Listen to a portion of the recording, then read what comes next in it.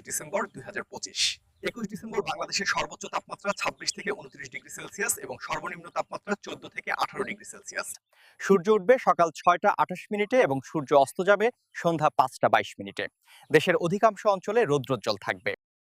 আজ বৃষ্টিপাতের কোনো সম্ভাবনা নেই। দিনের বেলায় রোদ বেশ তীব্র হতে পারে। বিকেল ও সন্ধ্যায় তাপমাত্রা কিছুটা কম হবে।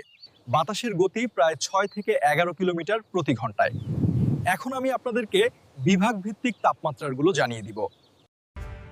ঢাকা বিভাগের দিনের তাপমাত্রা হতে পারে ২৮ ডিগ্রি সেলসিয়াস এবং রাতের তাপমাত্রা হতে পারে ১৬ ডিগ্রি সেলসিয়াস।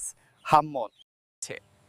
চট্টগ্রাম বিভাগের দিনের তাপমাত্রা হতে পারে ২৯ ডিগ্রি সেলসিয়াস এবং রাতের তাপমাত্রা হতে পারে ১৮ ডিগ্রি সেলসিয়াস।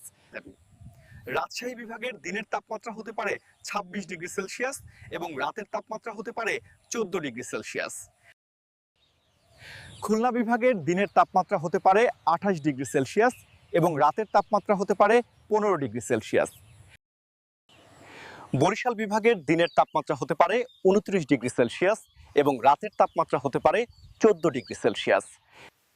সিলেট বিভাগের দিনের তাপমাত্রা হতে পারে ২৬ ডিগ্রি সেলসিয়াস এবং রাতের তাপমাত্রা হতে পারে ১৪ ডিগ্রি সেলসিয়াস। রংপুর বিভাগের দিনের তাপমাত্রা হতে পারে ২৭ ডিগ্রি সেলসিয়াস এবং রাতের তাপমাত্রা হতে পারে ১৪ ডিগ্রি সেলসিয়াস। ময়মনসিংহ বিভাগের দিনের তাপমাত্রা হতে পারে ২৭ ডিগ্রি সেলসিয়াস এবং রাতের তাপমাত্রা হতে পারে ১৫ ডিগ্রি সেলসিয়াস।